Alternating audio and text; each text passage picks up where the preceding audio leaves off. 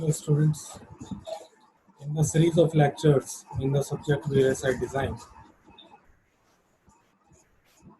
here we are starting with lecture number 2, that is introduction of VLSI design. In the previous lecture, we discussed the history perspective of VLSI.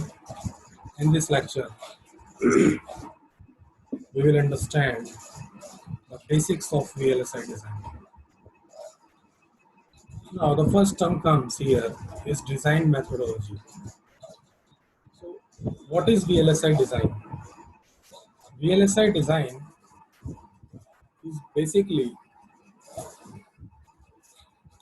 a sequential process of generating physical layout of an IC.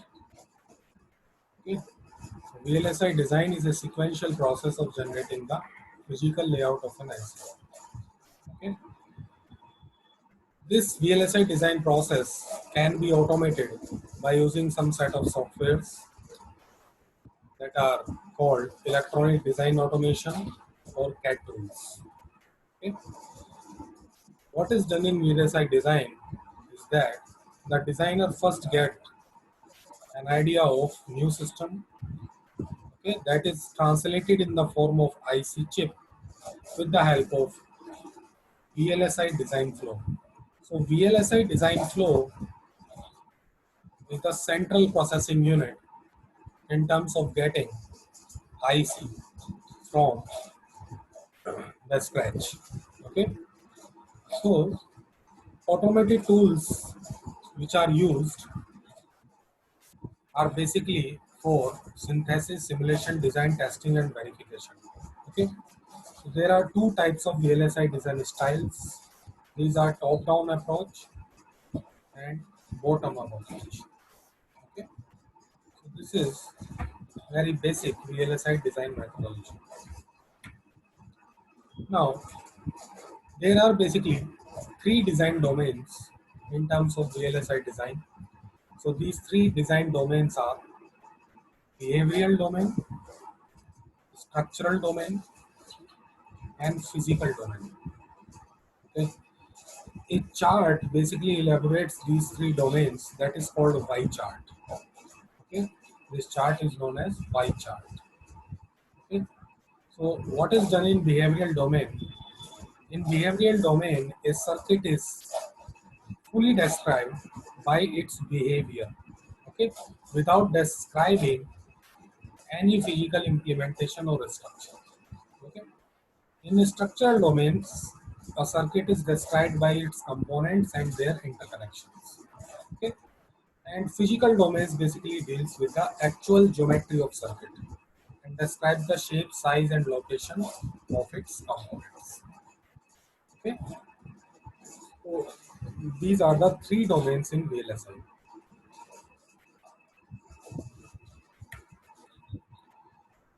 Now a term comes that is hierarchical abstraction. The basic idea behind that is uh, we use divide and conquer approach in VLSI design. A system is divided into components, okay, and these components are again divided, partitioned into modules, okay, and this process continues until basic building blocks are reached. So this is your hierarchical abstraction, okay, that is used in VLSI design. Okay. So this is your VLSI design flow. Okay.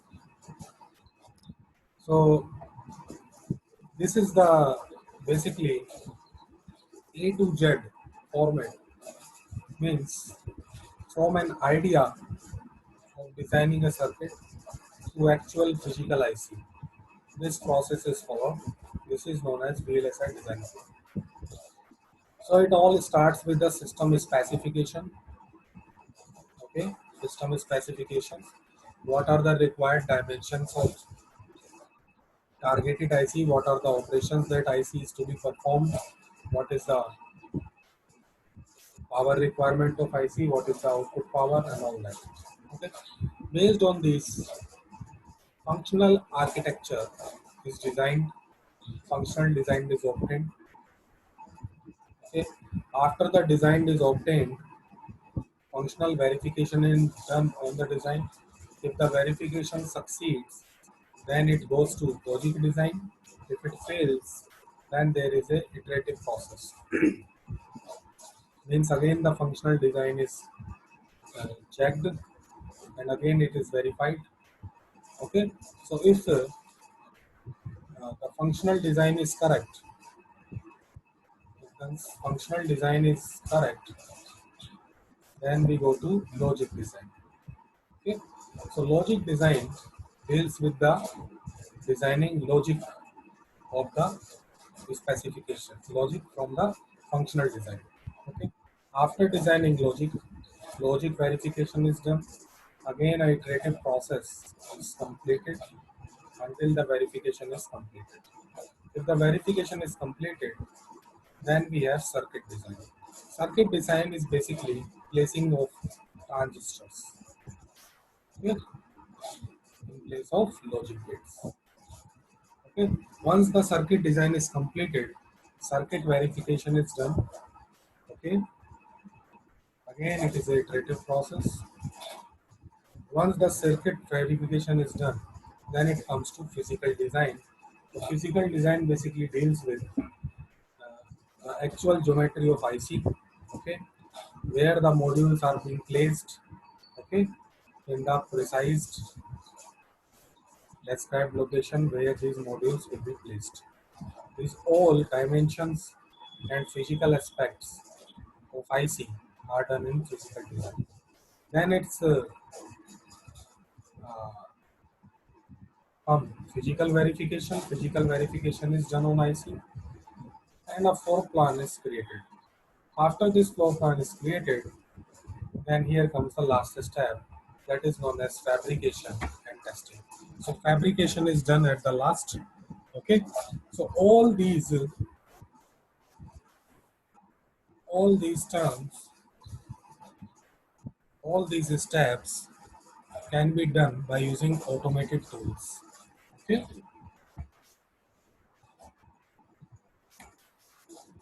Next, there are some design styles that are being followed in VLSI. So there are basically 6 design styles that are followed. That is FPGA, gate array, standard cell-based design, full custom design, semi-custom design, and PLDs, programmable logic devices. Okay. So we will discuss these designs one by one. So here comes FPGA. This is field programmable gate array. This is the basic block diagram of a FPGA. Okay, so here in FPGA we have CLBs that are called configurable logic blocks. Okay, so there are various configurable logic blocks. So there are 2 routing channels. One is vertical routing channel, and another is horizontal routing channels. In addition to that, we have input-output blocks as well. Okay, so in FPGA-based designs, first the netlist is written. Behavioral netlist is done to describe the functionality of design. This is done with the help of a hardware description language, such as Verilog or VHSIC SDL. Okay, then this netlist is synthesized to come up with the gate level design. Okay, the next step is to map logic blocks into available logic cells. This process is called technology mapping. This is followed by placement and routing, which configures the CLBs, okay, and define interconnections. Now the next step is to generate the bit stream and download the bit stream onto FPGA kit, okay, with the help of software interface. Okay.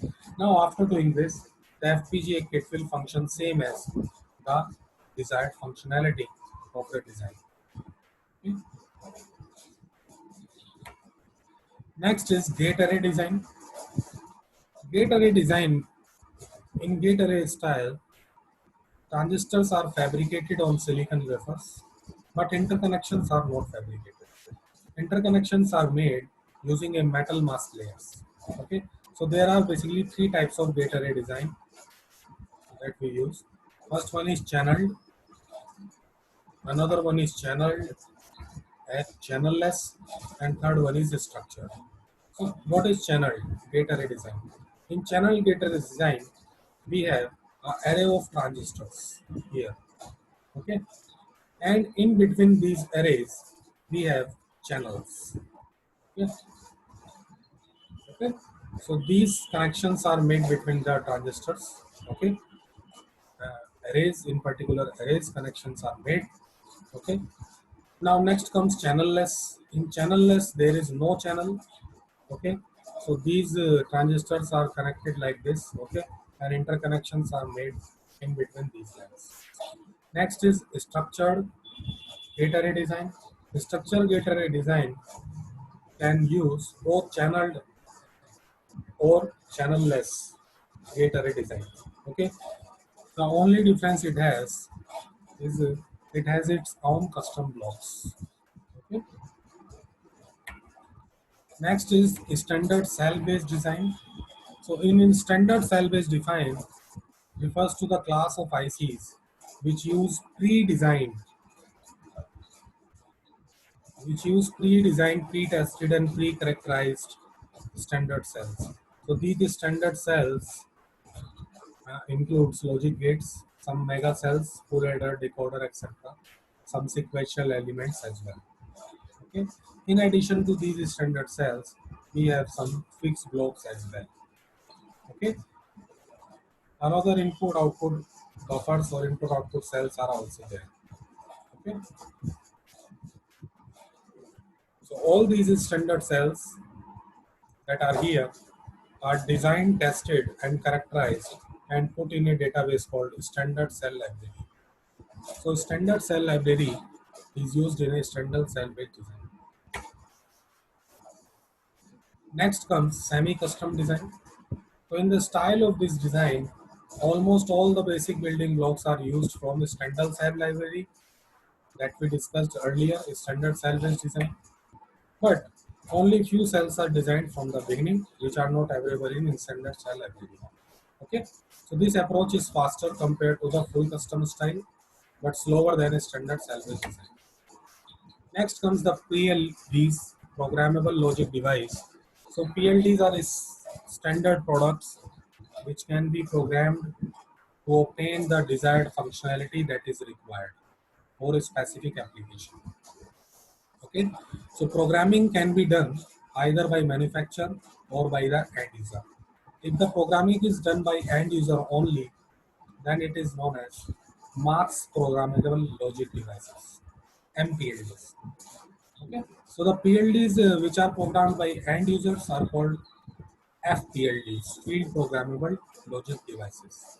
Okay, the architecture of PLDs cannot be changed by end user; it is fixed. Okay, so there are basically three categories of PLDs. One is ROM, next is PAL, programmable array logic, and last one is programmable logic array, PLA. So let's consider the ROM. Now this is the basic example of considering a ROM, read-only memory. Now we can implement a circuit, we can implement a logic using ROM, okay, by this arrangement. Okay.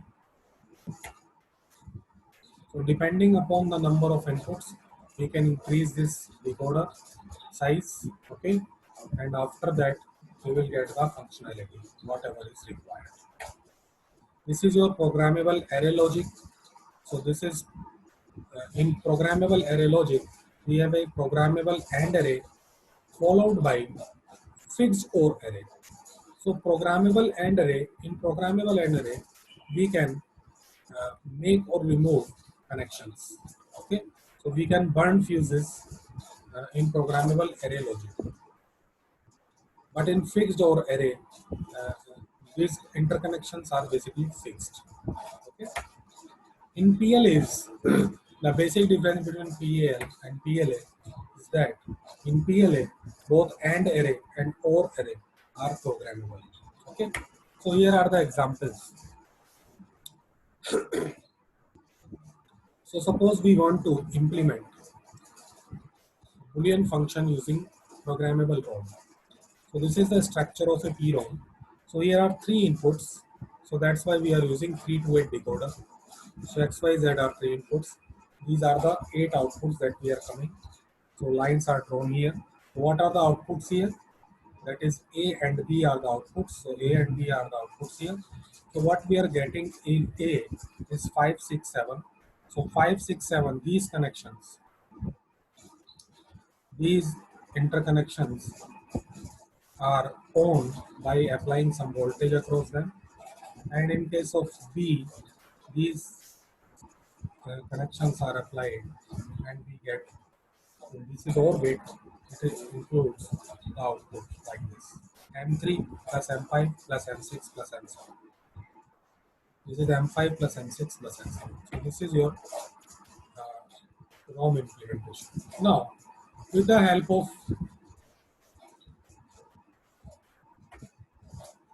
PAL, programmable array logic. So in programmable array logic, we know that AND array is programmable, while OR array is not programmable. So in OR array, you can see that these interconnections are already made. We cannot change these connections. But what we can change is here. With the help of programming, we can use any of the links, any of the interconnections. Okay, so these interconnections can be open or closed with the help of applying some voltage with the help of programming. Okay, so suppose we want to implement the logic here. A is equal to xy plus xz bar, and this is in fact b equals to xy bar plus yz bar. So what we will get? So what are the product terms we are getting? So here are four product terms we are getting here. So we will use four AND gate for that purpose. There are four product terms. That's why we are using four AND gates.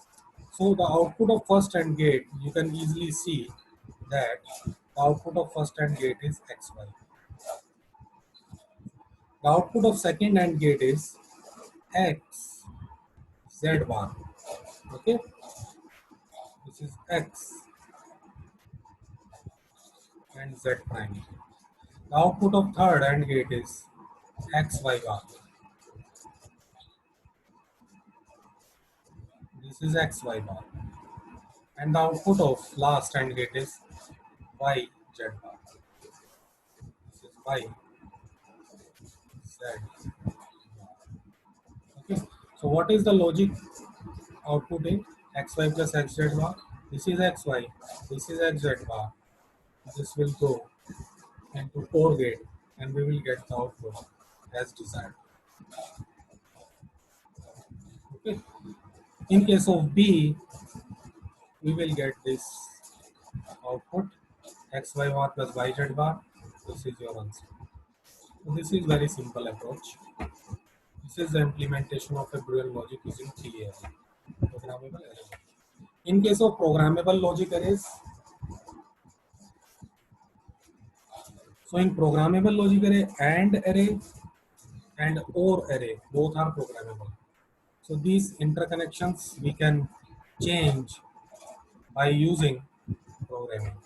Okay, suppose we want to implement this Boolean function this, using PLA. So there are basically five and multiplications. Okay, so in which xz bar is common. So total number of multiplications are 1, 2, 3, and 4. So 4 AND gates we are using. How many inputs are there? There are 3 inputs. So 3 input lines we are using. Okay, active high form and inactive low form both we are using. Okay, so what is the output of first AND gate? The output of first AND gate will be your XY.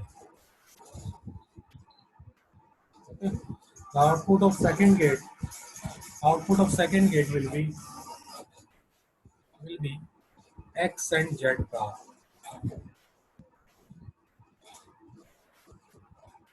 output of third will be x y bar, and output of fourth will be, that is y z. Okay. So if we want to implement logic a x y plus x z bar, so we need to, with the help of programming, we need to make these connections. Okay, we need to bind these pieces. So by doing this, we will get the output a. By doing this, by making these connections with the help of programming, we will get the output p. So this is the process by which we do programming in order to implement some Boolean function. Okay, so this is all about the introduction of VLSI.